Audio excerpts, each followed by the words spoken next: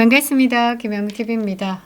우리가 잘 먹고 잘 살 때는 말이죠. 이 중동에서 전쟁이 난다고 한들 그냥 주유소에 갔을 때 얼마나 오를까 요 정도에 대한 걱정만 했었는데요. 대한민국 대통령이 이재명이 되고 나니까 이 안보에 대한 걱정까지 하게 되는 것 같습니다.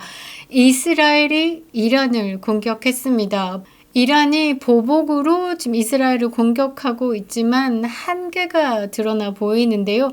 도널드 트럼프 미국 대통령은 말이죠. 이스라엘의 대대적인 이란 핵시설 공격 이후에 핵 프로그램이 더 이상 남아있는지 알 수 없다라면서 이란을 완벽하게 문질러 버렸습니다.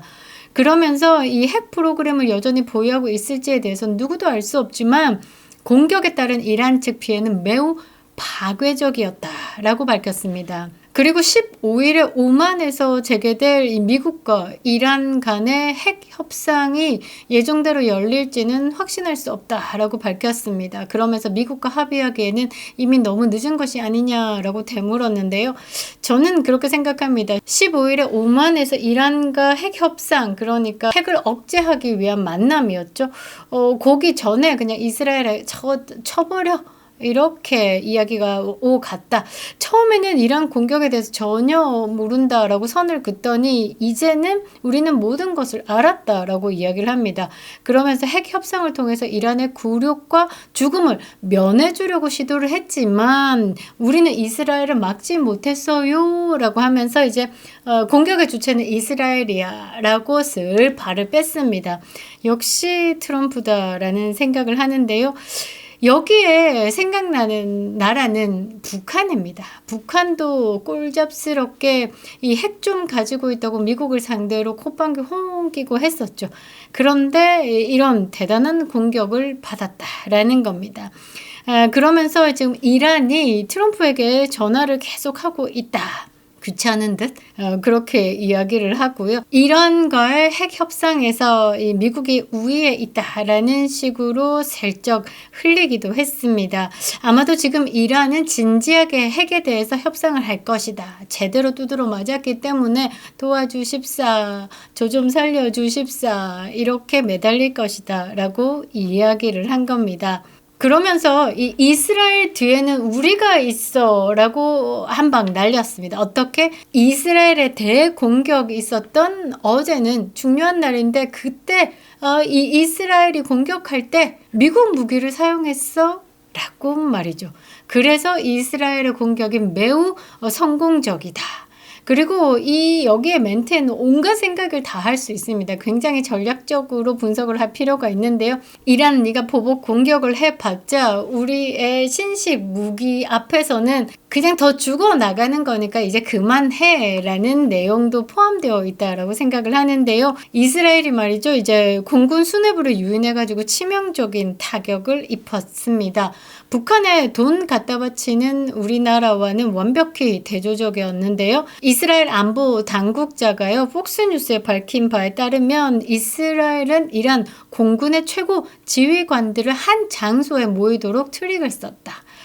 그러니까 이 이란 혁명 수비대 안에 이스라엘의 중요한 사람이 들어가서 몸을 쏟고 있었다라는 겁니다. 그들에게 들키지 않은, 그러니까 뿌락지를 심어놨다라는 겁니다. 그들을 대상으로 치명적인 공습을 감행했는데 그들에 대해서 더 많이 알기 위해서 이 뿌락지들이 특정 활동을 수행했고 그 정보를 활용해서 그들에게 영향을 미쳤고 그들이 모이도록 유도를 했을 뿐만 아니라 그 자리에 머무는 방법까지 도 알고 있었다. 그러니까 깊숙이 침투한 이스라엘 스파이가 제대로 역할을 했다라고 이야기를 하는 겁니다. 그리고 이번에 그 이란에 대한 공습은 생각했던 것보다 예상했던 것보다 훨씬 더 성공적이었다라고 강조했습니다. 저는 그렇습니다. 이 네타냐후가 미래 세대에게 줄 불안감을 우리 선에서 끊어내겠다라고 했던 부분에 저는 박수를 아니 칠 수 없는데요. 미국 레이건 연구소 여론조사 결과가 조금 지켜볼 만합니다. 미국인의 45%가 이란의 핵시설 공습에 대한 찬성을 던졌습니다. 만일에 북한이 핵 가지고 계속 깔짝깔짝거린다. 이 위협이 된다. 이 미국 본토에 지금 위협이 된다라고 생각을 한다라고 하면 미국인들도 이 북한에 대한 핵시설 공습에 대해서 찬성을 보낼 것이다 라고 생각을 하는데요. 이스라엘이 쏘면 끝나는 것을 봤습니다. 중동의 북한, 이 이란은 중동의 북한이죠. 그러면 한반도의 북한에 대해서는 생각을 좀 해봐야 되지 않을까요? 이란이 이스라엘의 보복을 시작했습니다. 그런데 이 장기전을 버틸 수 없는 내용에 대해서 여러분들에게 한번 설명을 드리고요. 앞서 말씀드린 것처럼 중동의 북한이 이란이죠. 한반도의 이 북한에 대해서도 우리가 생각을 해볼 필요가 있는 것 같습니다. 영상 시작합니다. 구독과 좋아요 버튼 꼭 눌러주시고요. 멤버십으로 후원해주시고 시청해주시는 모든 분들께 감사 인사드리겠습니다.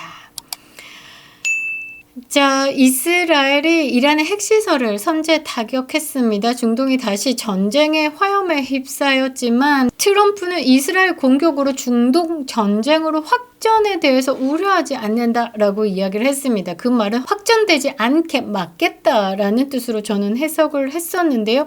이란은 바로 수백 개 드론을 보냈습니다. 미사일도 보냈는데 말이죠.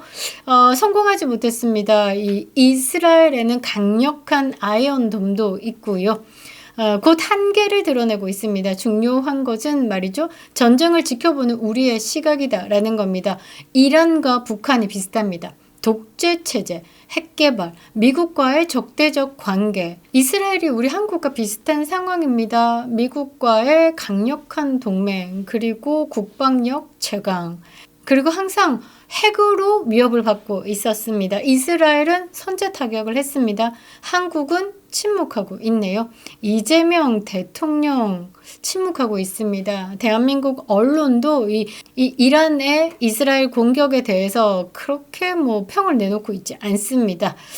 자, 왜 이란이 장기전을 버틸 수 없는가에 대해서 여러분들에게 좀 설명을 해드릴 필요가 있는데요. 이란은요, 이 북한처럼 이 전 세계의 제재 속에 있습니다. 그래서 자체 군수 체계를 구축하고 있죠. 그러니까 발전이 있겠습니까? 발전이 없겠죠. 자, 드론과 미사일에 집중해 왔습니다. 여러분들이 막 영화 같은 거 보면 사람 막 나와서 이렇게 막 이런 거 들고 있는 것도 있고, 요런 식으로 움직여 왔다라는 거죠. 샤드 136, 모하제르 6, 아바빌 같은 드론입니다. 드론의 이제 명칭인데요. 대량 생산해가지고 러시아에 수출한 전례도 있습니다. 그런데 이번에 보복 공습에서 단기 집중 화력 투사가 가능함을 보여주었긴 했지만 이 드론전은요 지속 가능하지는 않습니다. 이 수백 대 계속 보낼 수 있습니까? 그러니까 장기전에 불가능한 전략이다라고 봐야 되겠죠. 하루 수백 기 규모의 드론과 미사일 공습은 일주일, 길어봤자 2주 정도 간다라는 겁니다. 왜냐면 부품의 한계에 도달할 수밖에 없다라는 거죠. 정밀 유도 부품인 GPS, 요거 돌리려면 GPS 있어야 되고요. INS도 있어야 됩니다. 그러니까 관성 항법 장치입니다. 그런데 그게 드론이 날아가면 돌아오느냐? 아니죠. 거기서 그냥 박살이 난다라고 보면 그냥 소모품이다라고 보시면 됩니다. 근데 이 정밀 유도 부품 GPS와 INS 같은 경우는 중국산, 북한산, 러시아를 통해서 암시장에서 수입을 해오고 있는 겁니다. 그쪽 라인밖에는 수입할 수 없습니다. 그런데 미국과 이스라엘이 이 부분에 대해서도 완벽히 차단이 시작된다라고 하면 공급망은 무너진다라는 거죠. 고체 연료 추진체, 통신 장비, 전자 장비도 마찬가지로 미국과 이스라엘이 오는 물자의 길을 끊어낸다. 그리고 중국과 북한과 러시아, 사실 이 세 국가 중에 북한만 빼고 중국, 러시아가 이 이란에 대한 이스라엘 침공에 대해서 유감을 표명했습니다. 그러니까 끼리끼리 친구들끼리 화가 났다라고 보시면 되겠죠. 이 공급망에 대해서 지금 레이더 가동할 겁니다. 그러면 공급망은 원활하지 않을 것이다 라는 말이죠. 더 심각한 문제는 내부 붕괴 가능성입니다. 자, 이란은 뭡니까? 독재 국가입니다. 경제 위기가 와 있습니다. 그래서 청년 실업자들이 많죠? 물가는 높습니다. 이런 것들이 복합적으로 불만이 지금 임계점에 도달해 있는 상황에서 지금 전쟁이 터졌다. 그러면 이제 민중 봉기가 촉발될 수 있다라는 거죠. 이란 정권이 외부와 장기전보다는 내부 무너짐을 더 두려워할 것 같은데요. 북한도 그렇죠. 그리고 이란 공군은 반격조차 하지 못하고 있습니다. 왜냐하면 사실상 그 이란의 공군은 그냥 박제된 유물에 가깝습니다. 1970년대에서 80년대 F4 많이 들어보셨죠? F4, 5, 14 그리고 미그 29 이 러시아제가 아니고 소련제가 지금 줍니다. 수-24까지 부품 수급이 사실상 전무합니다. 단종된 자동차의 부품을 찾기 힘든 것처럼 사실상 부품 수급이 전무하다라고 보시면 되겠죠. 그런데 반대로 이스라엘 같은 경우는 F-35 공중 조기 경보 시스템, 철저한 전자전 체계를 갖춘 5세대 공군이 운영되고 있습니다. 이미 이스라엘 공군은 말이죠. 시리아와 레바논 상공에서 러시아제 방공망을 무력화한 경험이 다수 있습니다. 이란 전투기가 국경을 벗어나는 순간 격추될 수밖에 없는 이유죠. 여러분들이 뭐 이스라엘의 그 국방력에 대해서 잘 몰라도 아이언돔은 많이 들어보셨을 겁니다. 아이언돔. 그렇게 생각해보면 강력한 무기다. 뭐 1세대, 2세대를 떠나서 지금 5세대로 운영되고 있다라는 겁니다. 이스라엘의 4대 압도적 우위. 이스라엘은요, 지금 현재 미국의 전폭적인 군사 지원을 받고 있습니다. 제이뎀 GPS 유도 폭탄 키트, 그리고 아이언덤 말씀드렸죠. F-35 예비 부품 고성능 레이더, 그리고 미국의 위성 정보까지 전방위적으로 지원이 이루어지고 있습니다. 병참, 공중 우세, 그리고 정보력. 여기서 가장 좀 힘이 된다라는 건 국제 외교에서 완벽히 빵빵히 지지를 받고 있습니다. 왜? 미국이 지지를 하고 있으니까 미국과 함께 하고 있는 자유진영에서는 이스라엘을 지지한다라는 겁니다. 이 네 가지가 완벽하게 작동되고 있다라는 거죠. 근데 반면 이란은 어떻습니까? 독재 국가입니다. 따라오는 게 뭡니까? 국제적인 고립이다. 국제적인 고립은 뭐냐? 경제 파탄이다라는 거죠. 경제 파탄이다. 그러면 군사적으로 장비를 갖추기에는 조금 무리가 있습니다. 공군력도 안 좋고 병참도 한계가 있고 기술 격차 또한 어마어마합니다. 그래서 이렇게 묶어봤을 때 오중고를 떠안고 있다라는 거죠.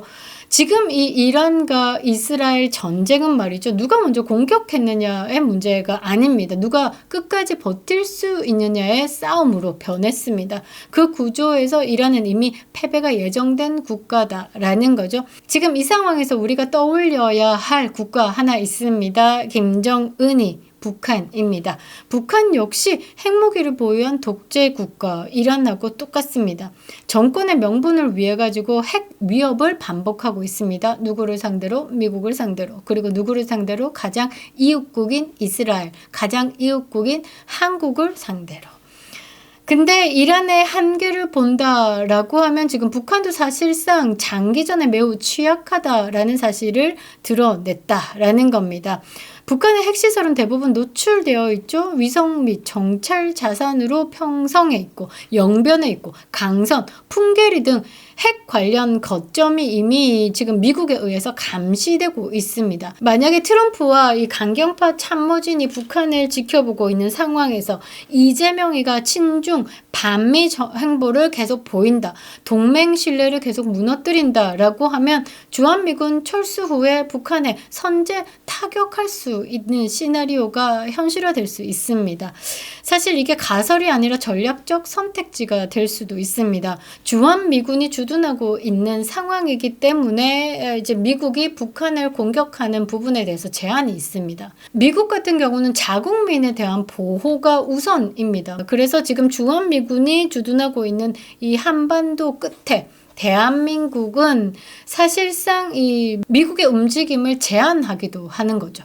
그래서 주한미군 철수해버린다라고 하면 북핵 타격이 선제로 될 수 있다라는 겁니다. 그런데 북한은 핵을 사용 못합니다. 핵을 사용하는 순간 체제는 붕괴되는 겁니다. 그걸 누구보다 김정은이 잘 안다라는 거죠. 그러니까 핵 가지고 위협을 하면서 실제적으로는 반격 능력은 제한된다라고 보시면 됩니다. 결론은 뭐냐? 지금 이스라엘은 행동했습니다. 핵에 대한 위협을 미래 세대에 주지 않겠다라는 정치 지도자의 판단으로 이스라엘은 이란을 붕괴시켰습니다. 이 장면이 바로 한국의 미래를 비추는 거울이 아닐까라고 생각을 하는데요. 안보를 방기한 정권, 포주기에 매몰된 외교, 현실을 외면한 리더십은 결국 이란 시나리오를 우리에게도 불러올 수 있다라는 거죠. 북한의 핵을 외면하면 북한은 행동할 겁니다. 그러나 우리가 먼저 행동한다라고 하면 북한은 아무것도 못할 것이다 라는 거죠. 그게 억지력입니다. 그게 안보고요. 더 늦기 전에 우리가 결단을 해야 된다라는 겁니다. 지금 우리가 선택하지 않으면 이스라엘처럼 선택해줄 나라도 곧 사라진다라는 겁니다. 미래 세대에 등 따스고 배부른 나라를 물려주는 것이 지금 세대의 숙제다라는 겁니다. 한미동맹은 대한민국 생존의 근간입니다. 한미동맹 강화만이 대한민국을 부국하게 만드는 겁니다. 고로 대한민국의 이재명이라는 대통령은 자리에 맞지 않는다라는 말이죠. 김영윤TV였습니다.